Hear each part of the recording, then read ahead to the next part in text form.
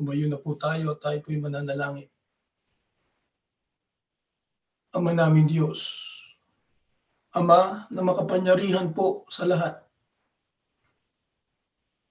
Minsan pa po kaming sumasamba sa iyo. Patuloy po kami amang nakikiusap na kami po ay pakinggan sa aming mga panalangin. Patawarin mo po kami, Ama, sa aming mga pagkakasala sa iyo. At naway pagindapatin mo po ang bawat isa sa amin. Kinikilala po namin, Ama, ang iyong banal na kapangyarihan. Ikaw po ang pinagmumula ng lahat. Ang mga biyaya sa araw-araw, ang lakas ng aming katawan, pati na po ang kaligayahan sa aming mga puso. Kahit sa kabila ng kahirapan at karamdaman, ay napakabuti mo po sa iyong mga anak. Palagi mo pong pinalalakas ang aming pag-asa. Patuloy mo pong pinatitibay ang aming pananampalataya. Kaya maraming salamat, Ama, sa lahat ng pagtulong mo po sa amin. Nananabik na po ang iyong mga anak sa pagkakataong ito, sapagkat kung sa pansarili naming mga pananalangin ay nararanasan ka po namin, higit pagka kami, Ama, ay nagkakasama-sama sa iisang Espiritu, sumasamba at nagpupuri po sa iyo. Pakialiwin mo po, Ama, ang may mga kalungkutan, alalayan ang mga nanghihina. Sagipin mo po ang mga nanlalabig sa pananampalataya at pakidugtungan mo pa po ang buhay ng mga may karamdaman.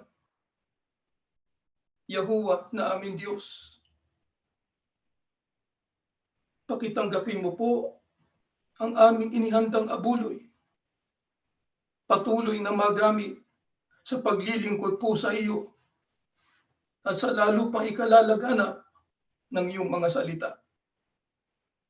Kaawaan mo po, Ama, at pakitulungan ang maghahayag ng iyong mga aral upang lalong tumibay ang aming pananampalataya sa iyo. Umaasa po kami na tinanggap mo na po ang aming pagsamba.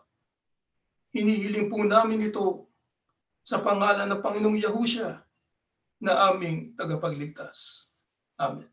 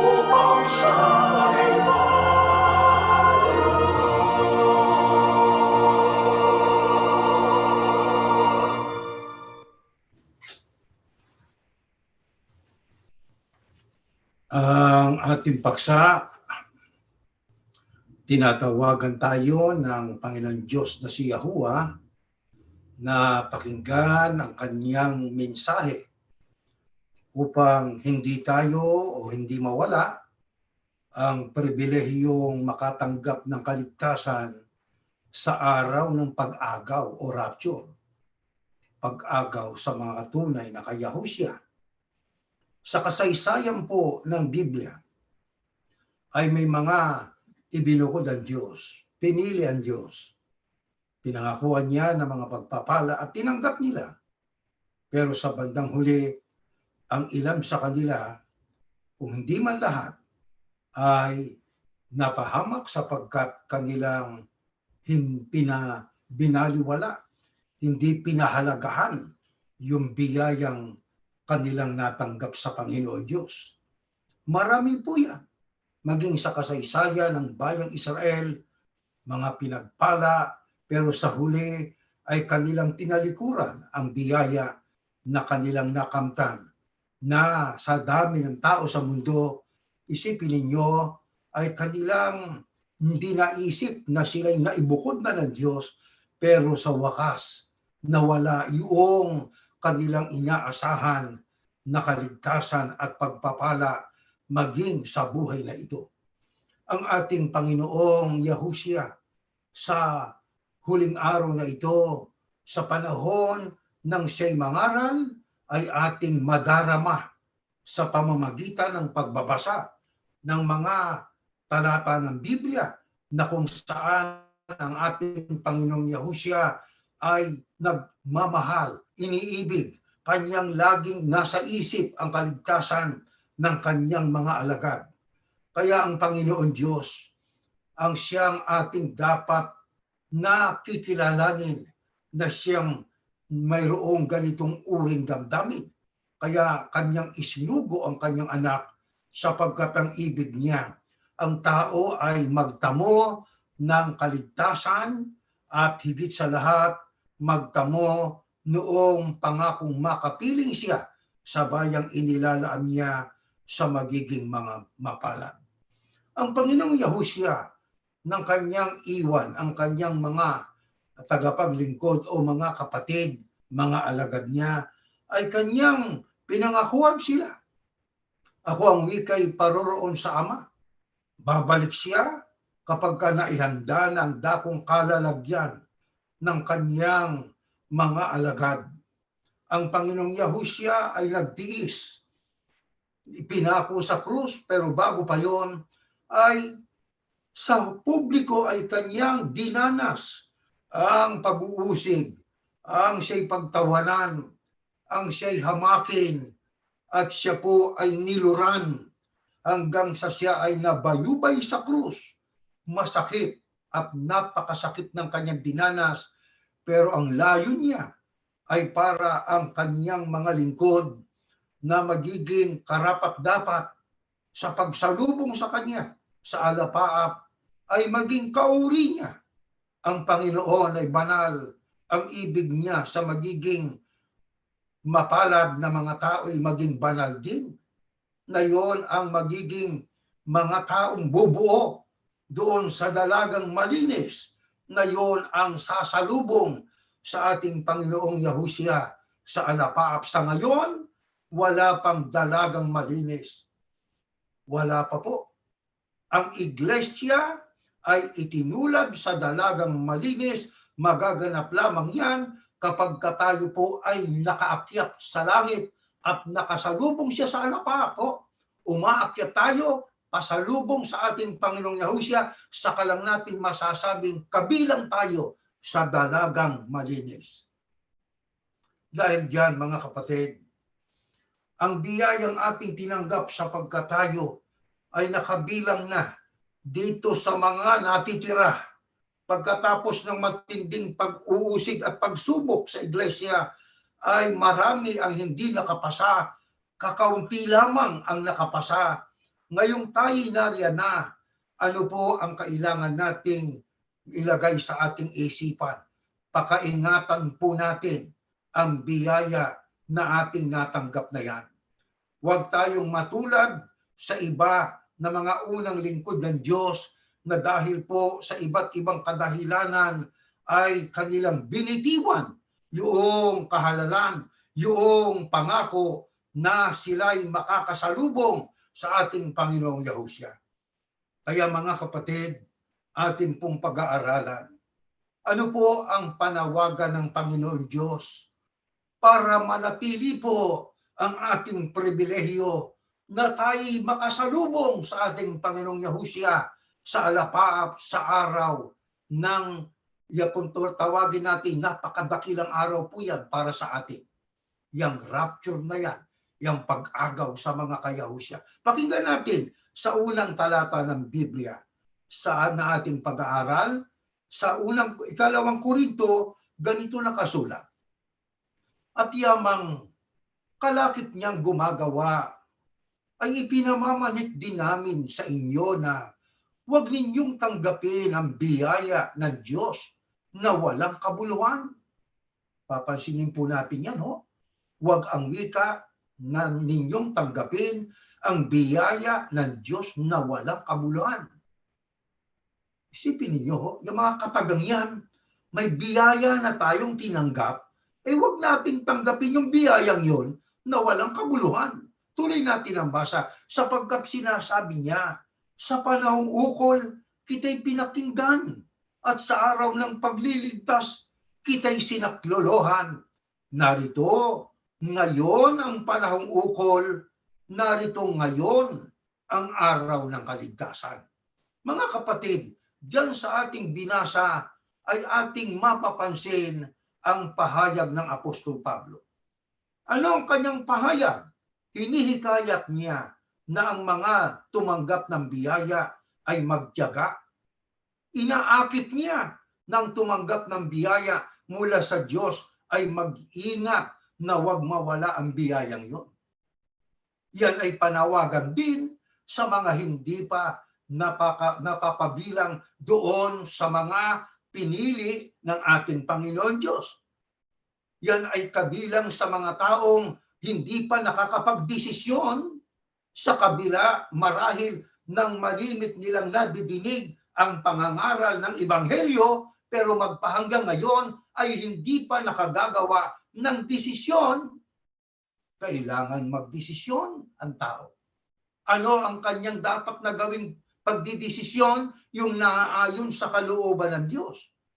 Ano ang sabi ng Panginoon Diyos pagdating sa kaligtasan? Ang wika ng Apostol Pablo, sapagkat sinasabi niya, sa panahong ukol, kita'y pinakinggan, at sa araw ng pagliligtas, kita'y sinaklolohan. Narito ngayon ang panahong ukol, narito ngayon ang araw ng kaligtasan. Kaya dapat ang tao ay magdesisyon. Hindi pwedeng saka na lamang. Hindi pwedeng uunahin ko itong pangangailangan ko sa buhay na ito. O di ba? Kaya ang isip ng tao ay nababaling sa iba na hindi gaanong mahalaga kaysa doon sa mas mahalaga. Ano yung mas mahalaga? Ang ating pong kaligtasan. Anong kaligtasan po yun? Kaligtasan sa nakaambang panganib na darating, na yan po ang araw na kung saan mahahayag ang puot ng Diyos sa mga taong binaliwala ang kanyang pangangaral at pagpapala naman sa mga tao na nagpahalaga sa kanyang panawagan. Dahil diyan, mga kapatid, ayon po sa Biblia, ano rason bakit ang sabi ng Diyos sa kanyang mga alagad na tumanggap ng kaligtasan ay pahalagahan ang biyayang yon? O, bakit? Ano ang nakikita ng Panginoon Diyos? Sapagkat alam natin ang Diyos ay alam niya ang mangyayari sa nakaraan, bago pa mangyari, sa pangkasalukuyan at sa panghinaharap. Ito ho pahayag sa Lucas 21:34. Datapwat, mangag-ingat kayo sa inyong sarili. Ang unang pinapag-iingat ay ang ating sarili. Itong ating sarili, may gusto ito na ayaw ng Diyos eh. Kaya ang sabi niya, datapwat mangag-ingat kayo sa inyong sarili. Bakit? Baka mangalugmok ang inyong mga puso sa katakawan. Sinabing mangalugmok, ibig sabihin ay kinakababag na raw sa katakawan at sa kalasingan at sa mga pagsusumakit ukol sa buhay na ito. At dumating na bigla sa inyong araw na yaon na gaya ng silo. Ano po ang pahayag ng Panginoon Diyos? Bakit ang sabi niya, kailangan sa pamamagitan ni Pablo, ang biyayang mula sa Diyos ay huwag masayang, kailangan pahalagahan kung kailan ang pagpapahalagang ngayong tayo may buhay, ngayong tayo may lakas pa at may tamang pag-iisip sapagkat may panganib. Ano yung panganib na yon? Baka ang tao malugmok sa pagsusumakit ukol sa buhay na ito. Bakit? Baka ang wika dumating na bigla sa inyo yung araw na yaon. Ano yung araw na yon? Yung po ang araw ng pagdating ng ating Panginoong Yahushua. Ano mangyayari sa iba na hindi nakapaghanda? Baka ang wika dumating na bigla sa inyo yung araw na yaon na gaya ng silo. Ano yung silo? Sa gisag ng pagkapahamak. Bakit mapapahamak yung iba? Ang kanyang pinahalagahan pagsusumakit ukol sa buhay na ito. Itong buhay na ito, gaano itatagal nito? Mga kapatid? Sabihin na natin, umabot ito ng 70 anyos, o 80 anyos, 90 anyos, o 100 taong gulang. Pero kung ating ihahambing sa pangakong walang hanggang buhay, mas matimbang yung walang hanggang buhay na yon. Bakit kung mas matimbang yung walang hanggang buhay na ating hinihintay, ba't ang ating mas pinahalagahan ay ang mga bagay na panglupa? Kaya ang sabi, mag-ingat kayo sa inyong sarili. Kaya dito sa ating binabasang ito, ay aking tinatanong sa sarili ko. Ako nga ba'y nag-iingat sa sarili ko? Saan nakalagak ang puso ko? Ha? Sa kalasingan? Hindi, ang kalasingan kasi mga kapatid, hindi lang po sa mga bagay na alcoholic, maging sa droga, maging sa kabuhayan, paglasing ka na sa kabuhayan. Yan ang karugtong yun, pagsusumakit ukol sa buhay na ito. Yun ang ibig sabihin po nun. Kaya ang kailangan po natin, sapagkat alam naman natin ang lahat ng bagay na may pasimula ay may wakas. Ang mundo'y may pasimula, may wakas. Ang buhay ng tayo may pasimula, may wakas. Pero dun sa wakas, meron pang pasimula na panibagong buhay. Kailan yon? Pagdating ng paglalapat ng Diyos ng kanyang parusa sa dapat parusahan, walang hanggang yung kaparusahan yun. At biyaya na buhay na walang hanggan, doon naman sa magiging karapat-dapat. Kaya habang may buhay tayo, yan ang panahon ng tao ay magsiyasat talaga, mga kapatid. Kaya yung ginagawa po natin na nagpipay attention tuwing pagsamba, na tayo nagbabible study para ating masusing subaybayan ang mga aral at ating talagang pinakikinggang mabuti, iniintindi na may lohika, iniintindi kung biblical at kung totoo sapagkat tumutugma sa nangyayari, mahalaga ho yun, mga kapatid. Dito lang natin nagagawa ngayon yun. Hindi natin nagagawa ho yan nung tayo nasa loob ng iglesyang pinanggalingan ko. Sapagkat doon, kung ano yung nakahandang pagkain ng kaluluwa, ituturo, tatanggapin natin tayo nakanganga, hindi na natin itinatanong na bagamat tayo ay nakakarinig ng mga bahagi sa kanilang pagtuturo na parang questionable. Pero lalabas tayo, dala-dala yung, teka muna, tama ba yung sinabi ng ministro yun? Pero hindi ka na makapagre-reklamo sapagkat pagka nagtanong ka, pagdududahan ka. O di ba? Kaaway ka, lumalabang ka. Puro ganun ang kanilang sinasabi. Pero ngayong tayo po ay napalaya na. Kaya ang tunay na malaya tayo Malayang makapagbasa ng Biblia. Malayang makapagsuri. Doon, wala kang kalayaan doon. Captive audience ka. Kung ano lang ipakakain sa'yo, yun lang ang tatanggapin mo. Huwag ka nang maghanap ng ibang putahe kumbaga sa pagkain. Huwag ka nang maghanap ng ibang talata. Kung ano lang ang ituturo sa iyo doon, amen, amen. Ano yun? Hindi tunay na kalayaan yun. Ano yun? Alipin. Alipin sila noong mga tao na kinikilala nilang namumuno sa kanila. Na kung ano lamang ang gusto nilang ituro, kahit gusto pang ituro ng Biblia at kumot na sa Biblia, ayaw nilang ituro yon. Lalo kung yun ay kontra sa kanila. Katulad halimbawa ng hula sa 24 ng Isayas na magkakaroon ng pagtataksil mula doon sa sikatan ng araw, mga pulo ng dagat, mga wakas ng lupa, ang kanilang kataksilang gagawin, ang pupurihin nila, hindi na ang pangalan o ang Diyos ng Israel, kundi ang unrighteous one. Hindi na ang righteous one na si Yahuwah. Ang aalayan nila ng awit ay yung unrighteous one. Kaya mapapansin po ninyo, marami silang nililikhang mga awit patungkol doon sa kanilang leader. Alam nyo mga kapatid, yan ay mga bagay na dapat nating ipagpasalamat sa Diyos. Sapagkat tayo po nang tayo makapiglas at nakawala ron, natutunan natin ang kalooban ng Ama. Di ho ba?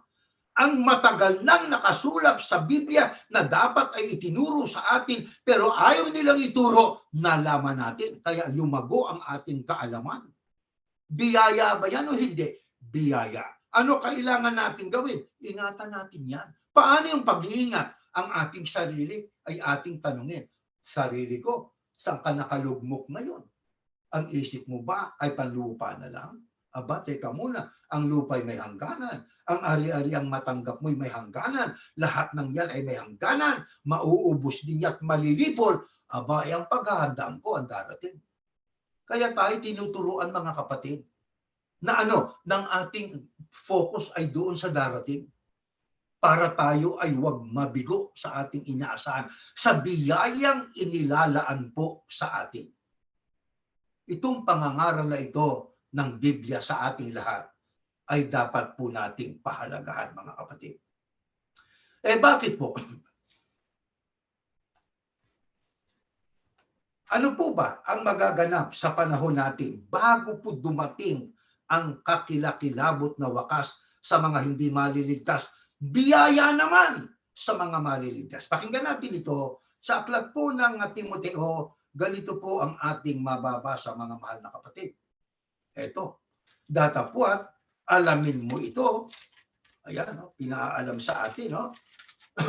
Nasa mga huling araw, darating, ang mga tao ay magiging maibigin sa kanilang sarili. Naku, yan ay pinag-aralan din natin yan sa Bible study. Hindi kami nag-usap ng kapatid na Jeriel na yan ang ating leksyong inisasama sa ating pagsamba. Pero kung yung naihanay ko doon sa Bible study, yun din ang naihanay niya sa pagsamba. Yung kanyang naihanay na yan ay matagal nang natapos niya, hindi man na kami nag-uusap kung anong naihahanay niyang leksyon. Basta na lang nag-coincide. Di ba? Ano ibig lang sabihin yan? Iniudyok sa atin ng Diyos ang mga bagay na dapat nating malaman at mabasa, maihatid sa ating panahon ng pagsamba natin. Di ba, mga kapatid? Di ba yan ay napakahalaga na dapat nating malaman? Ngayon, andyan po sa ating tanong, ano ang magiging likas ng tao sa mga huling araw? Ayan ang sabi, maibigin sa salapi, mayayabang, mga mapagmalaki, mapagtungayaw, masaya, at siya ay malungkot, nagmumura. Nagmumura. O nako, na-shoot niya, nagmumura. Nako, hindi ko na-shoot, nagmumura. Mapagtungayaw ang tao ngayon eh. Pakinggan nyo. Masama ito sa mga bata eh. Pagka pinakinggan nyo pinanood nyo mga pelikula ng mga Amerikano, pinagsasama pa yung holy, di ba? Kung ano-ano, holy pagkatapos masama ang karugtong. Nadidinig ng mga bata po yun eh. Di ba? Kaya ang ating mga anak, mga apo, ingatan natin, baka ma-impluensyahan ng mga katagang lumalabas sa bibig ng ibang mga tao nang akala nila, yun po'y tama. Hindi ho eh. Naging mapagtungayaw mga tao ngayon. Masuwayin sa mga magulang, mga walang turing, mga walang kabanalan, walang katutubong pag-ibig, mga walang paglulubag, mga palabintangan, mga walang pagpipigil sa sarili, mga mabangis, hindi mga maibigin sa mabuti, mga lilo, mga matitigas ang ulo, mga palalo, mga maibigin sa kalayawan, kaysa maibigin sa Diyos. Yan ho ang nasa Bibliang binasa natin, mga kapatid. Yan po ay pahayag ng Apostol Pablo na sa ating pong panahon ay darating ang tao ay magiging maibigin sa sarili. Ang mga tao ay hinulaan ng Apostol Pablo na magiging mapanganib ang panahon na ating pong kalalagyan. Bakit magiging mapanganib? Dahil po sa uri ng mga tao. Ang kanilang magiging desire ay hindi na makadiyos. Ang kanilang hangarin at gawain at mga sasalitain ay hindi na nakalulugod sa Panginoon Diyos. Isipin ninyo, yung mga salitang nakasulat diyan, maibigin sa salapi, kaya ginawang negosyo ang isang relihiyon. Marami ang ganyan. Maibigin sa kanilang sarili, di ba? Ang wika, kaya ang wika ginawa ko yun, para sa kapakanan ko, puro ko. Wala na yung salitang para sa atin. Di ba? Para sa amin, para sa akin. Ganun ang nangyayari. Ang iba ay nagiging mayayabang. Hindi lang iba, mas marami. Di ba? Walang katutubong pag-ibig. Walang kabanalan. Ang masakit, yung ikaw ay magdanas ng parusa sa kasalanang hindi mo nagawa. Katulad ng ating Panginoong Yahusya. Pero may rason naman yon, bagamat tiniis niya ang hirap talaga. Ano po? Dahil sa atin. Pero kung tayo ay nagtiis sa bagay na hindi natin ginawa, pinarusahan tayo, masakit po yun na. Di ba? Nakabilanggo ka, na ikay na frame up ka lang, masakit yon. Pero sa isang mananampalataya, iisipin niya siguro may dahilan ito. Pero kung pag-uusapan masakit ba o hindi, abay masakit po yun. Kasama mo yung mga tao talagang makasalanan at nakabilanggo dahil sa kanilang nagawang kasalanan. Kasama kanila na hindi ka naman dapat nandoon. Masakit po yun. Bakit? Wala nang katutubong pag-ibig. Wala na silang paglulubag. Wala na. Matitigas ng kanilang mga puso. Kaya tinitiis nila ang paghihirap ng ibang tao. Masaya pa sila. Isipin ninyo ang ugali ng mga tao sa panahong ito, mga kapatid. Pero tayo na tumanggap ng biyaya, ang ating priority ay hindi yung pansarili. Ang ating prioridad, ano ang para sa Diyos? Ang sabi ng Diyos, ibigin mo ang iyong kapwa. Yun ang atin. Sa pag-ibig sa kapwa, kung kailangan nating bigyan ng tulong, tulungan natin. Kaya nating personal, tulungan natin, mga kapatid.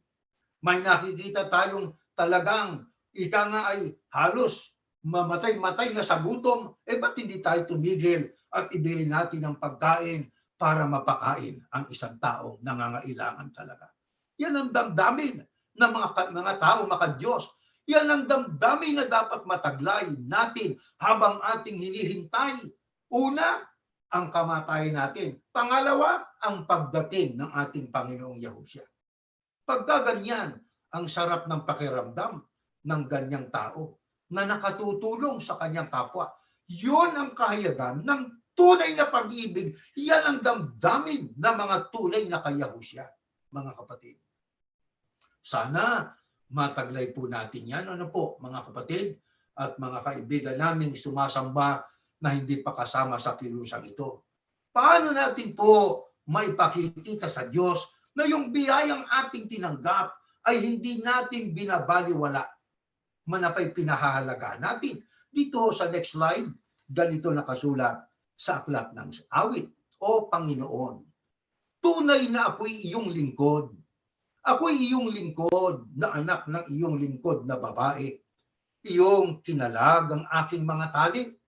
Aking iniibig ang Panginoon sapagkat kanyang dininig ang aking tinig at ang aking mga hiling, sapagkat kanyang ikiniling ang kanyang pakinig sa akin. Kaya ako'y tatawag sa kanya habang ako'y nabubuhay. Aking ihahandog sa iyo ang hain na pasalamat at tatawag ako sa pangalan ng Panginoon. Aking babayaran ang mga panata ko sa Panginoon. Sa harapan ng buo niyang bayan, sa mga looban ng bahay ng Panginoon, sa gitna mo, Jerusalem, purihin ninyo ang Panginoon.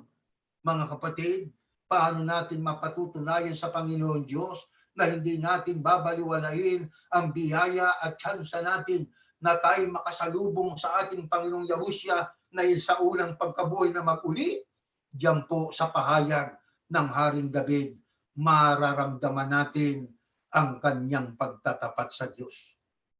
Paano niya pinatunayan ang kanyang pagtatapat sa Diyos? Sinabi niya sa Panginoon Diyos, ang sabi niya, tunay na ako'y iyong lingkod.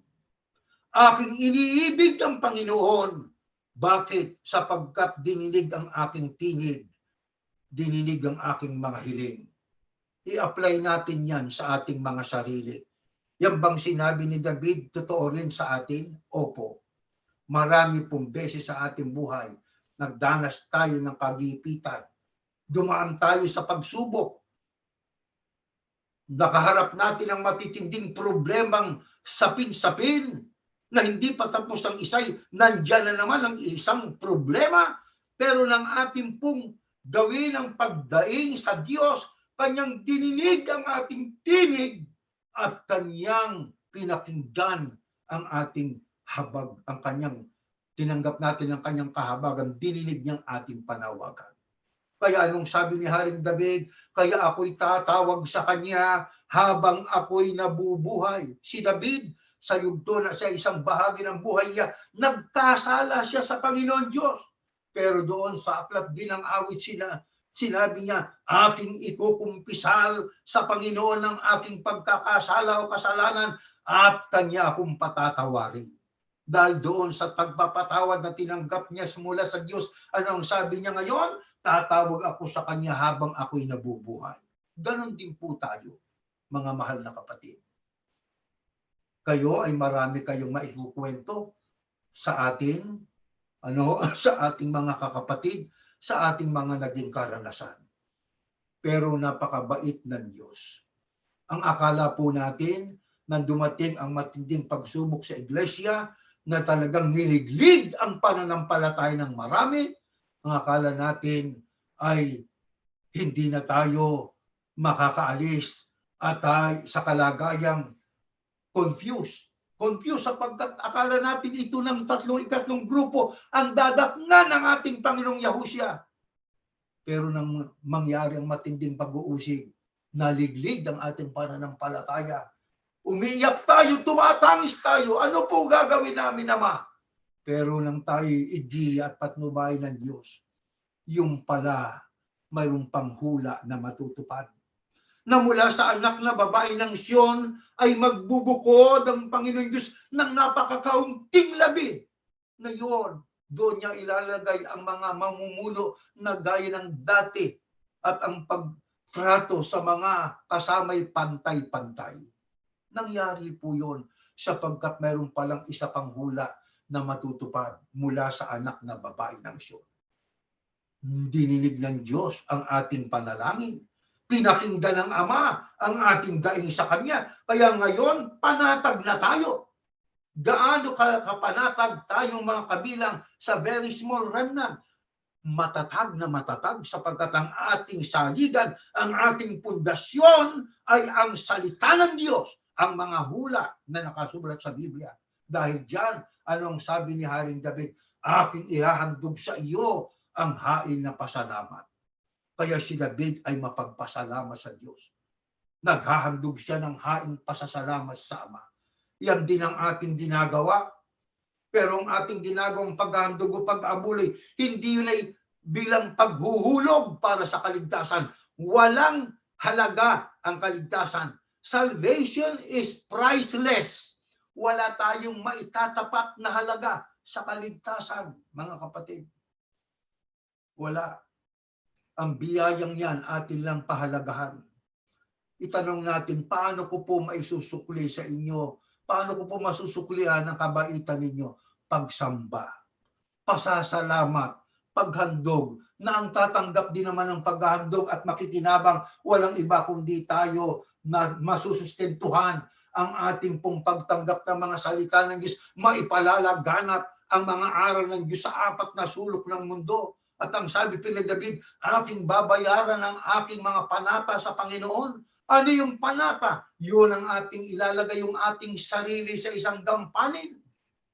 Katulad ng ating mga pananalangin, gampanin yan. Katulad ng pagtulong sa kapwa, di ho ba? Katulad po ng pagsaklolo sa nangangailangan. Pero ang pinakadakilang magagawa po natin sa pagtulong sa kapwa ay yung bagay na espiritual. Yung panlaman, kailangan din yon, pansamantala sa buhay na ito. Pero sa ibabaw ng lahat, huwag natin itigil ang ating pamamahagi po ng ating pananampalataya.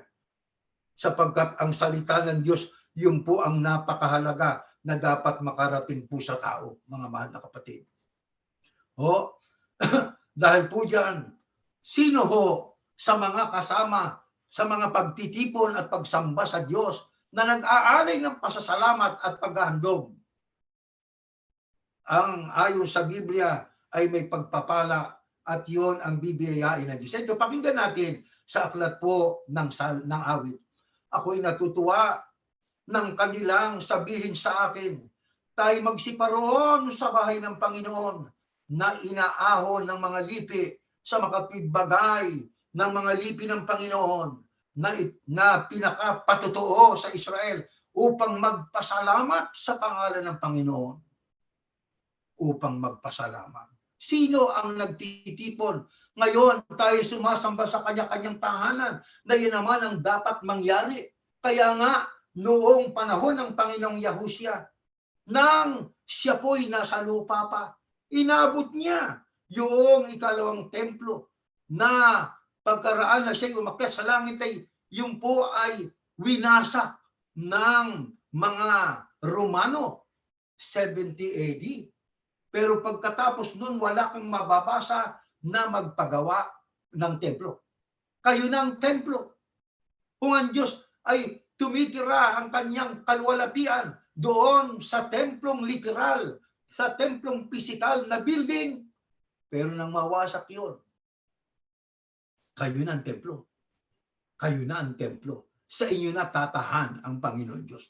Kaya sa kanya-kanyang tahanan, tayo sumasamba sapagkat tayo na ang templo. Ang templong literal, mawawasak yan. Ang kapilang literal o katedral, yan ay masusunog. Kayo ang templo. Ito ang templo. Ito ang dapat nating linisin. Ito ang ating pakabantayan para mamaraging ang Diyos ay mananampo sa atin. Kaya mga kapatid, tuwing tayo nananalangin po sa kanya-kanyang tahanan, maaaring personal o individual na panalangin, nararamdaman ba natin ang Diyos? Kung tayo may nananalangin kasamang ating sambahayan at tayo dumadaing at humihibig sa Ama, nadadamba ba natin ang kanyang pagkalinga, ang kanyang presensya sa pamamagitan ng Espiritu Santo na ating nararamdaman? Salamat kung magkagayon kung ating nadarama. Yon ang katunayan na ang pananahanan ng Diyos sa atin ay nananatili. Yan ang pinakamahalaga na madama natin ang presensya ng Diyos sa ating pamilya, sa ating buhay, sa araw-araw, sa ating paglalakbay sa buhay na ito. Mga kapatid, noong panahon ng unang iglesia ni Yahushua, paano pinatunayan ng mga pinili ng Panginoon Diyos ang kanila pong pagiging matapat na mga lingkod sa Diyos at sa ating Panginoong Yahushua. Pakinggan po natin na nakasulat sa next slide. Ganito po ang ating mababasa sa aklat po ng Pilipos, mga kapatid. Pakinggan po natin.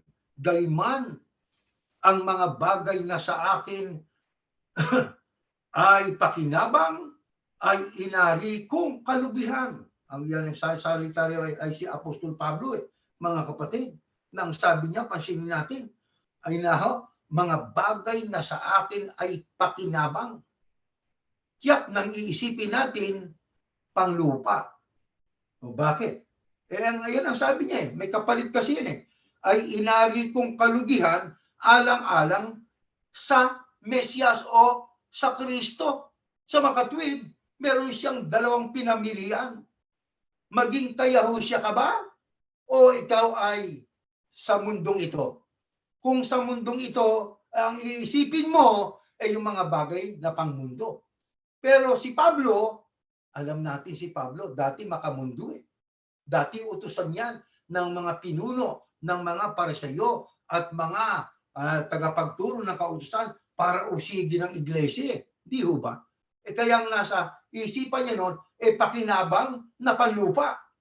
Pero yung pakinabang na panlupang yon, nang siya'y tawagin, panahon, ang Yahushua ay nasa langit na noon nung tawagin itong dating Saulo na naging Apostol Pablo.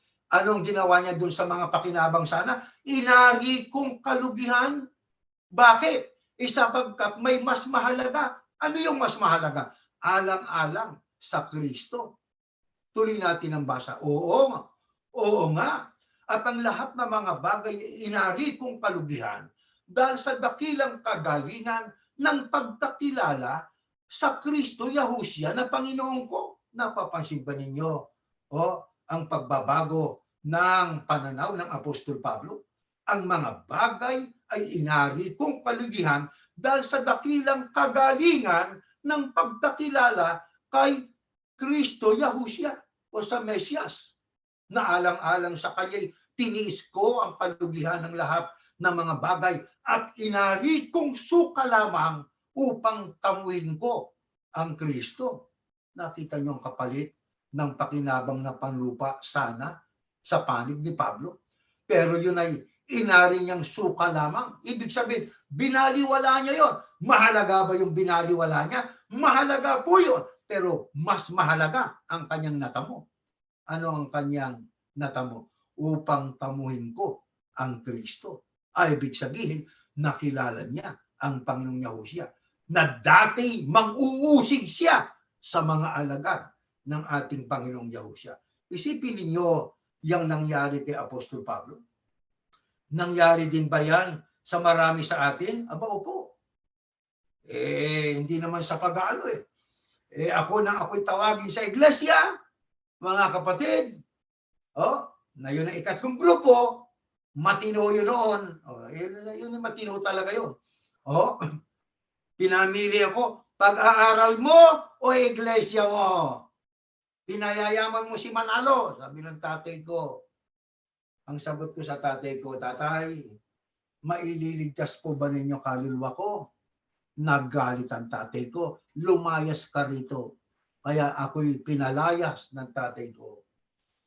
Mamili kang wika, tuloy ka sa kolehiyo, matapos mo ang iyong kursong ganito, iwan mo yung iglesia yan.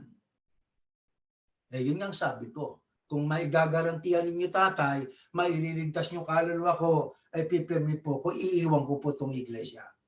Imbis nang sabi ay, ang naging sagot lang niya, tigas na ng ulo mo, lumayas ka rito.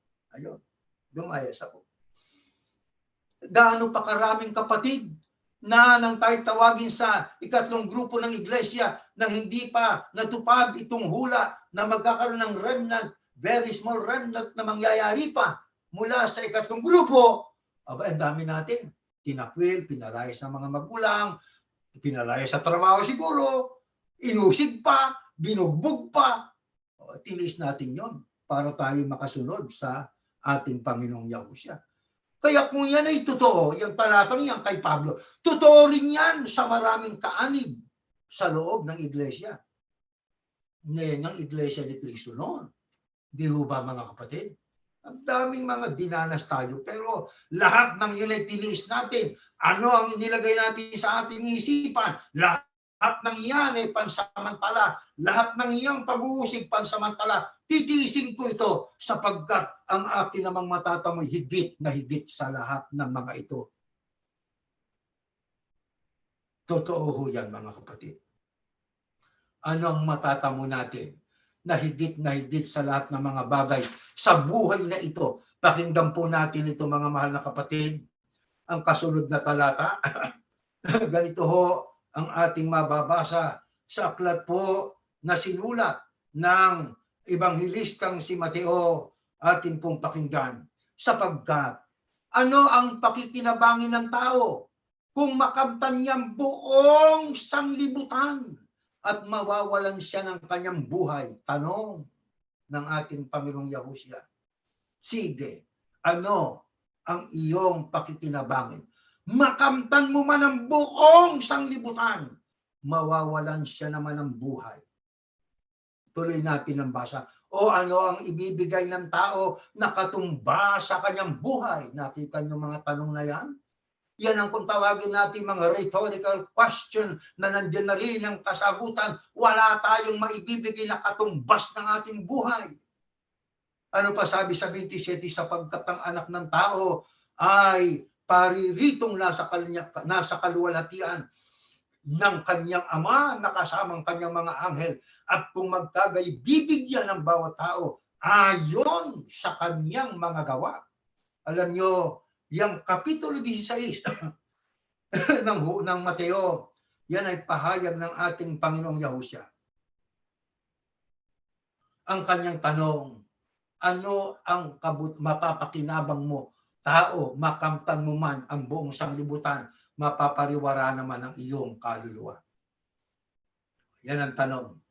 Ano bang nasa sanglibutan? Kwarta. Ano pa? Fame o kasikatan. Ano pa? Yung masarap na buhay. Ano pa? Kapangyarihan. At etc. etc. Di ho ba? Ay anong ibig sabihin? Pakikinabangan mo nga, mawawala naman ang iyong buhay. Ibig lang sabihin, meron ka ng lahat ng binanggit nating material na mga bagay, pero ang relasyon mo sa Diyos ay hindi naman mabuti. Hindi naman tama. Saan tayo guguhan ng ating panahon? Doon sa lake of fire o sa dagat-dagatang apoy. Bakit? Ang mas pinag-iigyo mo yung panlupa . O di ba? Masama ba kapatid na ministro ang maghanap buhay? Hindi masama, utos ng Diyos yun. Ang masama, kung puro hanap buhay na lang tayo. Sabihin man natin makadiyos tayo, kung puro hanap buhay na lang, kapatid, ang sinasabi mo, kontradiksyon. Kung totoong ikay makadiyos, maghanap buhay tayo. Yan ay sustento lang Ha? Para lang tayo, sabi nga, just to make both ends meet, para habang tayo naghihintay sa pagdating ni Yahushua. Hindi yung uubusin natin ang ating oras, mapuyat tayo, magkasakit tayo sa kahanap buhay. Di ba mga kapatid? Kaya yan po yung rhetorical question. Alam nyo, ang ating Panginoong Yahushua, nagdanas po siya ng iba't ibang mga kahirapan para sa atin. Babaliwalain ba natin yun? Mga kapatid, yun ang tanong. For God so loved the world, isipin nyo, mahal niyang anak, bugtong at kaisa-isang anak ay isinugo para sa atin dahil sa kanyang kamatayan nakinabang tayo. Yung pakamatayang yung pinakinabangan natin, baka naman ay mauwi sa wala. Bakit? Pag nabaling ang isip natin sa iba. Kaya mga kapatid, alam ninyo, ang mga Jewish people noong panahon ng ating Panginoong Yahushua, naghihintay sila sa isang Mesiyas na ipinangako. Kasi yun ay alam nila nakasulat po yun sa lumang tipan Kaya, ang kanilang inaasang Mesiyas ay isang military leader. Parang katulad ni Haring David o kaya ni Haring Solomon. Di ba? Pero, ang dumating na Mesiyas, mga kapatid, aapihin. Ang dumating na Mesiyas ay mamamatay. Kaya mula noon, hindi nila sinampalatayanan ng Mesiyas ay ang ating Panginoong Yahushua. Hanggang ngayon, ayaw nilang maniwala.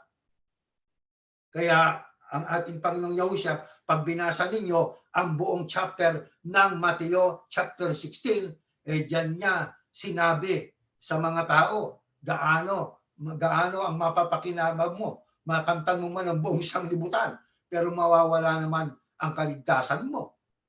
Di ba? Ano lang ibig sabihin? Ang isip mo nakapuntirya sa panglupa nawala na sa pang-espiritual na bagay. Kaya ang sabi ng Panginoong Yahushua, doon din sa chapter 16:24, ang sabi niya, itanggin niyo ang inyong sarili, pasanin niyo ang inyong krus at sumunod kayo sa akin. Ang krus, hindi literal. Ang krus ay tungkulin sa gisag ng ating pagsunod sa kalooban ng Diyos. Sa madalit sabi, mga mahal na kapatid, ang tunay na kay Yahushua, ang kanyang pahahalagahan, ang pagsunod sa ating Panginoong Yahushua. Maaring magdanas tayo ng mga iba't ibang uri na pag-uuyam, mga pang-iinsulto, di bale. Ang Panginoong Yahushua ininsulto, pinahirapan, niluraan, nilatigo. Siyang ulo, tayo katawan. Kung kailangan magdanas, di bale. Sapagkat itong katawang ito, may karupukan ito, mamamatay ito. Ito po ay masusulog pagdating ng panahon. Pag hindi tayo magiging maingat, masusunog ito. Makakasama tayo sa mga tao na sana'y ligtas pero binaliwalang biyaya. Ayon, ang kanilang matatanggap yung parusang walang hanggan. Kaya mga kapatid, sa yugtong ito ng ating pumbuhay, dapat magkaroon tayo ng isang firm decision. Matibay na desisyon. Maghanap buhay tayo, kailangan. Tumulong sa kapwa, kailangan po yun. Tumulong sa mga kapatid natin, gawin po natin. Magkaroon ng pag-ibig, gawin po natin. Nagkamali ang kapwa natin sa atin, patawarin po natin. Yun ang ating papel bilang Yahushua. Bakit? Ganyan din ang damdamin ng Panginoong Yahushua. Di ba? Sa mga nag-usig sa Kanya, sa mga nagpahirap sa Kanya, maging sa nagpako sa Kanya sa krus, Ama, sabi niya, patawarin mo sila sapagkat hindi nila nalalaman ang kanilang ginagawa. Mga kapatid, yan ay kataga ng mga salita ng ating Panginoong Yahushua na bagamat talagang ang katawan niyang pisikal ay nagdanas ng hirap, excruciating pain, napakasakit. Isipin ninyong nakapako ka sa krus. Ang paa mo nakapako rin. Dagdag pang weight, yung bigat ng kanyang katawan. Gaano kasakit sa kanyang kamay at sa kanyang mga paa ang kanyang dinanas. Napakatinding sakit yun. Di baling tayo po, mga kapatid, ay magdanas din ng masasakit na karanasan at mga daranasin pa natin, di bali ho, isipin lagi natin, ang Panginoong Yahushua, hindi nagkasala, pero nagdanas siya ng sakit para sa atin, para sa kanyang mga lingkod. Kaya ang sabi ng mga apostol noon, nang sila ay hadlangan, huwag na kayong mangaral sa pangalang yan. Huwag na kayong mangaral. Ang sagot ng mga apostol, susunod muna kami sa Diyos bago sa mga tao. Salita na magiting, salita na may paninindigan, sapagkat alam nila na kung sila man ay patayin, meron silang inaasahan na yun ang pangako ng Diyos. Buhay, ang tunay na buhay, na yun ay ibibigay sa handang malindigan, sa handang manatili sa pagsunod sa panig ng Diyos, sa pagsunod sa panig ng ating Panginoong Yahushua. Mga mahal na kapatid, kapag tayo ay daranas pa sa hinaharap na panahon ng mga iba't ibang pagsubok, sapagkat matindi itong ating mga daranasin pa, habang papapalapit yan sa wakas. At sa pagdating ng Panginoong Yahushua, asahan natin, ang sabi nga, expect for the worst thing to happen. Asahan natin ang mas matitindi pang mga pangyayari, mga kapatid. Huwag tayong maging komplasyente na, okay na to, tama to, walang problema. Darating ho. Mas maganda yung tayo yung nag-expect sa mas worst na darating kaysa hindi. Pagka tayo nag-expect sa worst na darating, maghahanda tayo. Paano yung paghahanda? Pagpapakasigla. Magiging malapit lalo sa Ama. Maging mapanalanginin. Tumulong sa ating mga pagpapalaganap. Pagkaganyan, mga kapatid, ano sabi? Na ito'y dapat nating maging aral sa ating lahat. Pakinggan po natin ang payo sa atin sa aklat ng Isayas. Ganito po ang nakasulat. O Panginoon, magmahabagin ka sa amin. Aming hinintay ka. Ikaw ay maging kanilang bisig tuwing umaga. Aming kaligtasan naman sa panahon ng kabagabagan. Sa ingay ng kagulo ay nagsisitakas ang mga bayan. Sa pagbangon mo ay nagsisipangalat ang mga bansa. Yung sa Biblia, kung tayo may nakakaranas ngayon ng iba't ibang pagsubok at kahirapan sa buhay, mga panggigipit sa atin, anong dapat nating hingin sa Diyos? Katulad ng hiningi ng lingkod ng Diyos. Ang sabi niya, O Panginoon, magmahabagin ka sa amin. Aming hinihintay ka. Yan ang ating hinihiling sa Ama. Hinihintay lang natin ay ang Diyos na siyang tutulong. At kapag ka siya'y tumulong, hindi siya nanunumbat. Ang totoo, ang sabi ng Biblia, tumawag ka at ikay didinggin, tumuktok ka at ikay bubuksan. Manalangin ka at ay didinggin ng Diyos na nasa langit. Yan ang ating kailangang pagsanayan, ang maging mapanalanginin, mga mahal na kapatid. Ang sabi, ikaw ay maging kanilang bisig tuwing umaga. Ano ang isinasagisag ng bisig? Lakas! Kaya ang ating lakas, ang pinagmumulan ng ating lakas, hindi ba ang Ama? Minsan gigising tayong malumbay, gigising tayong mahinang katawan, pero pagka tayo lumuhod, at sinabi natin sa Ama, Ama, maawa ka pa po sa amin, gusto pa po namin magsilbi sa iyo, ibig pa po namin sambahin ka, mahina ang katawan ko, bigyan mo po ako ng lakas. Kulang po ako sa tulog, punan mo po ng iyong awa para lang po mayroon akong lakas na magamit sa aking paghahanap buhay. Pagkatapos nating manalangin, ramdam natin ang pagbabago. Totoo po yan, sapagkat yan ay nararanasan natin. Minsan akala natin, hindi natin magagawa ang pagsamba, ang pangangasiwa ng pagsamba. Pero pagka tayo ay dumalangin sa Ama, mayroong iba yung lakas na kanyang ibinibigay. Ibinibigay niya para ating magampanan ang ating tungkulin sa Kanya. Totoo po yan, mga mahal na kapatid. Totoo yan sapagkat kayo mismo nakaranas din po niyan. Ang sabi pa, aming kaligtasan naman sa panahon ng kabagabaga na yan, Diyos. Sa ingay ng kagulo ay nagsisitakas ang mga bayan, ang gulo na ng mundo. Yan ang mundo na ating kinalalagyan ngayon. Kaya ang mga leksyong ito'y paghahanda, pinatitibay ang bawat isa po sa atin. Para tayo po ay huwag mawala ng pag-asa. Huwag tayong panawa ng pagtitiwala sa magagawa ng ating Ama. Mga mahal na kapatid, inaayayahan tayo ng ating leksyon. Pahalagahan natin ang Diyos. Pahalagahan natin ang ating pagiging iglesia ni Yahushua. Ipakita natin sa mga tao na tayo'y tagasunod ng Panginoon Diyos. Mahalin natin sila, isama lagi natin sila sa panalangin.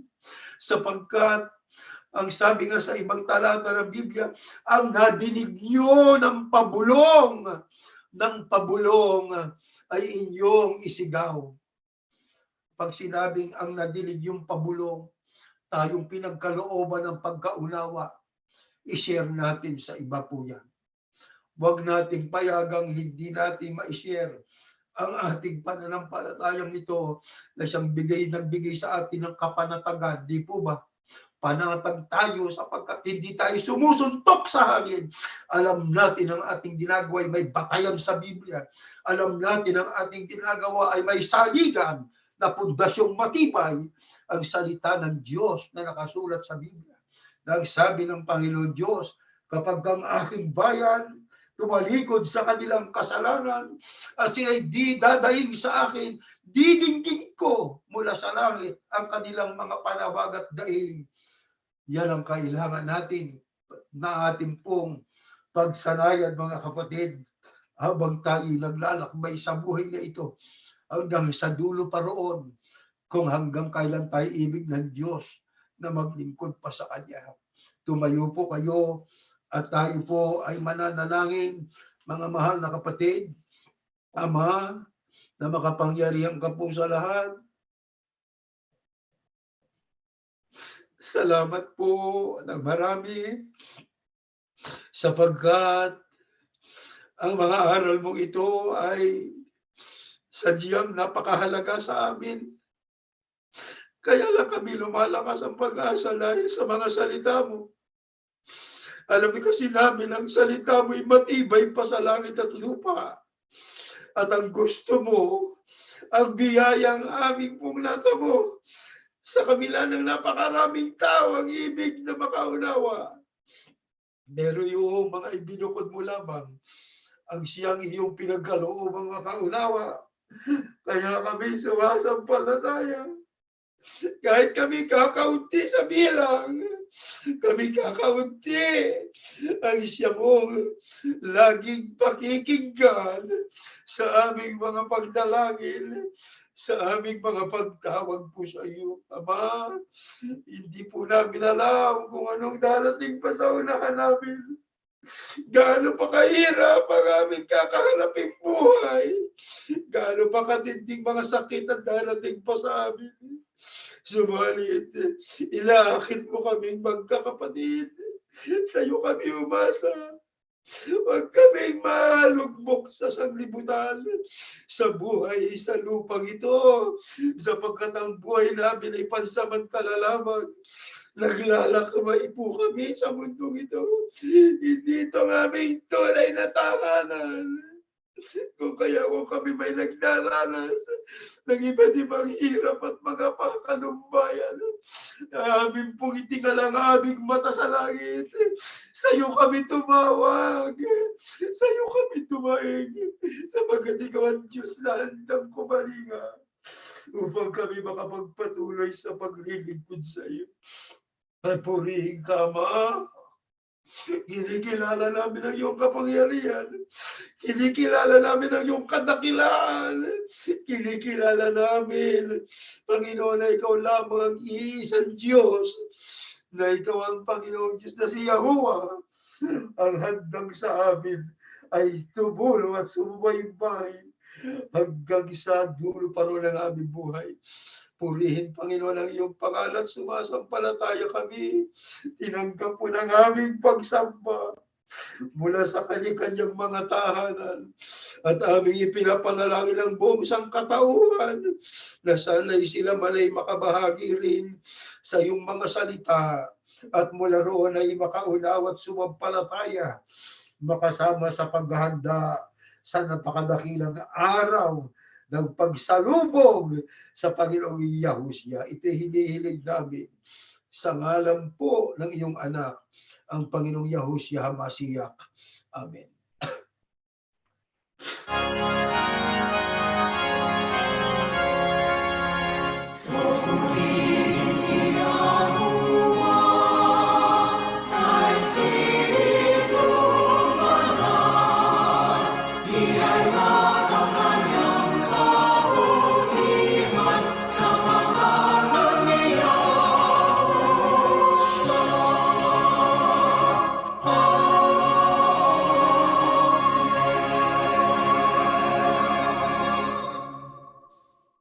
Ang biyayang pagliligtas ng ating Panginoong Yahushua, ang pag-ibig ng Diyos na si Yahuwah, at ang patuloy na pakikipisan ng Espiritu Santo, siya nawang sumaating lahat ngayon at magpakailanman.